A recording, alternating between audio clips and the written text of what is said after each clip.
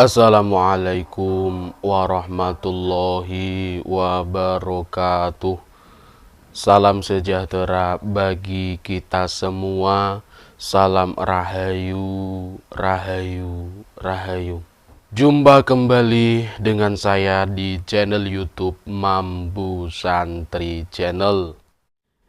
Baik sahabat-sahabat yang sangat saya cintai, di kesempatan kali ini nanti kita akan membahas sebuah tema yang berjudul tanda-tanda ada benturan energi khodam di dalam tubuh kita. Seperti kita ketahui bersama ya sahabat-sahabat, bahwasanya energi khodam itu berbeda-beda. Ada yang energinya itu tinggi dan juga yang energinya itu rendah. Dan kalau energi tinggi ketemu energi rendah, ini akan menjadi benturan gitu ya. Tidak hanya tinggi ketemu tinggi yang menjadi benturan, tetapi energi yang tinggi dengan energi yang rendah ini juga menjadi benturan. Dan akibat benturan itu menyebabkan yang mempunyai energi yang rendah itu akan kalah dengan yang mempunyai energi yang tinggi atau energi yang kuat.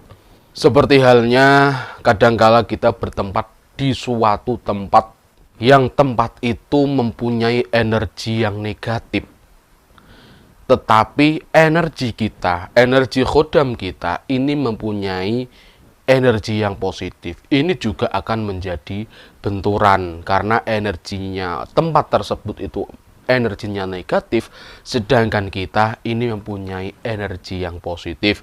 Itu akan mengakibatkan benturan.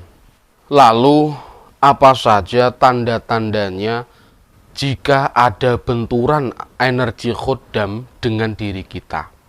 Dan benturan energi di sini itu dimulai dari hal yang rendah sampai dengan hal yang tinggi. Itu kalau terjadi benturan. Misalnya saja kalau kita mengalami benturan, tetapi benturan tersebut tingkatnya rendah dan itu tingkatnya masih bisa kita kuasai, itu biasanya kita akan merasakan tidak enak, ataupun juga kita merasakan tidak nyaman, ataupun gerah dan sebagainya. Ini kalau yang benturannya masih biasa saja, benturannya masih rendah. Contohnya, jikalau kita bertemu dengan seseorang dan kita merasakan bahwa kita merasa tidak nyaman, kita merasa tidak enak dengan orang tersebut, kita merasa jenuh. Inilah yang dinamakan dengan benturan. Mungkin energinya orang tersebut negatif atau energinya orang tersebut sangat tinggi.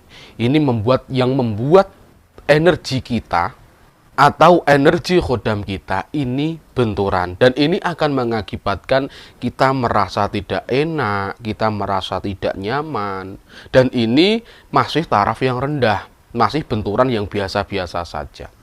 Kemudian tanda-tanda yang selanjutnya, kalau energi kita mengalami benturan tetapi tingkatannya ini sudah sedang, biasanya kalau kita ketemu seseorang atau kita berada di tempat yang sesuatu tempat yang wingit gitu ya, atau yang angker, itu biasanya kita akan merasa mual, kita akan merasa pusing, bahkan kita akan merasa muntah-muntah, akan muntah-muntah. Ini kalau benturannya gitu ya, kalau benturannya masih dalam taraf yang sedang.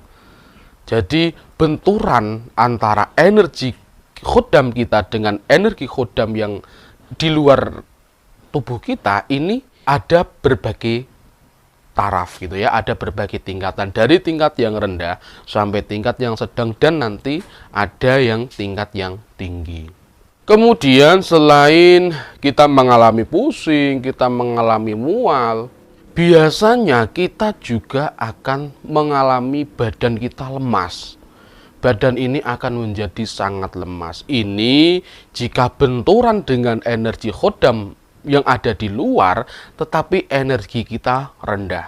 Ya, Kalau energi yang di tempat situ atau energi seseorang gitu ya, itu tinggi sedangkan energi kita rendah, itu akan lemas tubuh kita, badan menjadi tidak berdaya. Ini yang masih taraf sedang.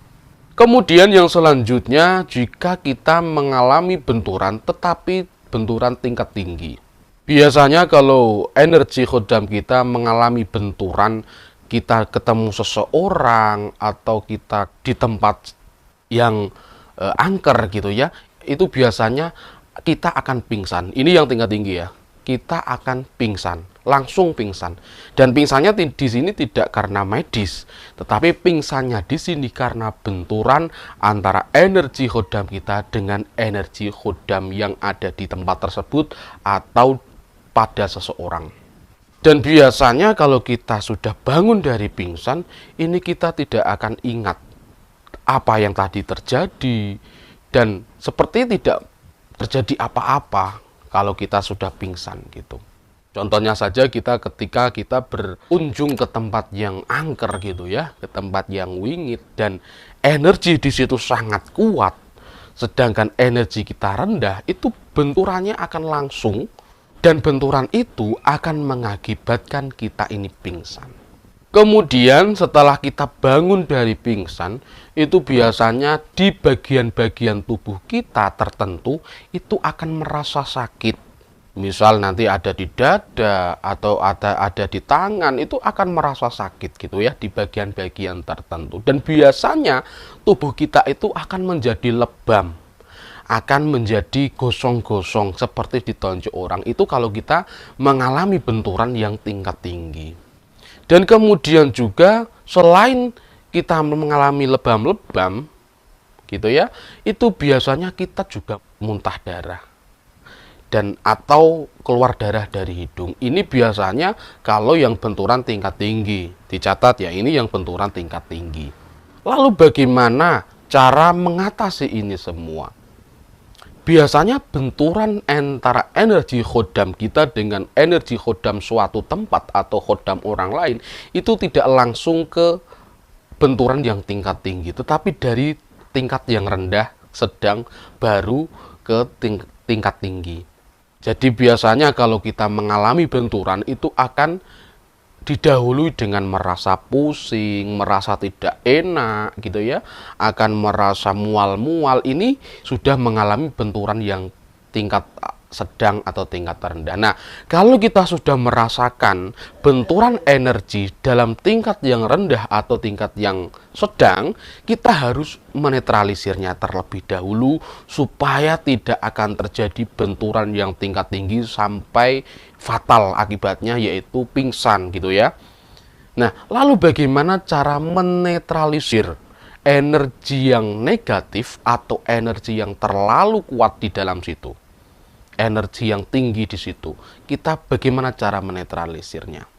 Cara menetralisir yang pertama adalah kita menenangkan diri kita terlebih dahulu.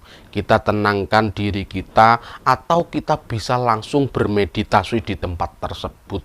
Karena kalau kita bermeditasi, itu nantinya energi kita akan naik. Dan ketika energi kita sudah naik, maka energi kita sudah setara dengan energi yang ada di tempat tersebut atau energi orang lain tersebut. Sehingga tidak akan menjadi benturan energi antara energi kita dengan energi yang ada di luar. Selain bermeditasi, kita juga bisa menetralisirnya dengan cara pernapasan. Kita menarik nafas pelan-pelan, kita buang pelan-pelan terus menerus. Ya, ditarik secara pelan-pelan, dibuang secara pelan-pelan. Ini nanti juga akan bisa menetralisir energi kita dengan energi yang ada di luar tersebut. Sehingga tidak akan terjadi benturan yang mengakibatkan fatal atau benturan tingkat tinggi. Atau juga kita bisa menetralisirnya dengan cara berzikir atau berdoa kepada Tuhan Yang Maha Kuasa. Di sini berdoa kita juga sesuai dengan agama dan kepercayaan kita masing-masing gitu ya. Kalau yang muslim juga dengan caranya yang muslim, yang non muslim juga dengan caranya yang non muslim. Misalnya yang muslim kita Di situ bisa membaca sholawat gitu ya, memperbanyak sholawat atau berzikir yang lainnya. Ini juga bisa akan menetralisir. Karena kalau kita berzikir, kalau kita membaca doa, kita membaca amalan, kita membaca sholawat, itu maka energi kita juga akan meningkat. Nah, setelah energi kita meningkat, ini kita bisa menyamai dengan energi yang ada di tempat tersebut atau energi yang ada di orang tersebut. Kalau energi kita sudah sama, maka tidak akan terjadi benturan. Jadi kalau kita berada di suatu tempat atau kita ketemu dengan orang lain gitu ya, dan kita merasakan ada benturan energi yang masih tarafnya rendah atau sedang, kita langsung netralisir supaya kita tidak kalah dengan energi orang tersebut dan kita tidak menjadi korban energi khodam kita dengan energi orang tersebut. Nah, itulah sahabat-sahabat tanda-tandanya jika ada benturan di dalam tubuh kita, ada benturan khodam di dalam tubuh kita. Tetap selalu serahkan semuanya kepada Tuhan, serahkan semua kehidupan kita kepada Tuhan yang Maha Esa. Jangan lupa bersyukur, jangan lupa berzikir gitu ya. Dan terima kasih bagi sahabat-sahabat yang sudah menonton video sampai di detik ini. Apabila ada kata-kata yang benar dalam penyampaian saya, itu semata-mata adalah pertolongan Tuhan yang Maha Kuasa, pertolongan Allah Subhanahu wa Ta'ala. Dan jika ada kesalahan dalam penyampaian saya, itu semata-mata adalah kebodohan saya pribadi. Saya minta maaf yang sebesar-besarnya. Salam rahayu, rahayu, rahayu. Wassalamualaikum warahmatullahi wabarakatuh.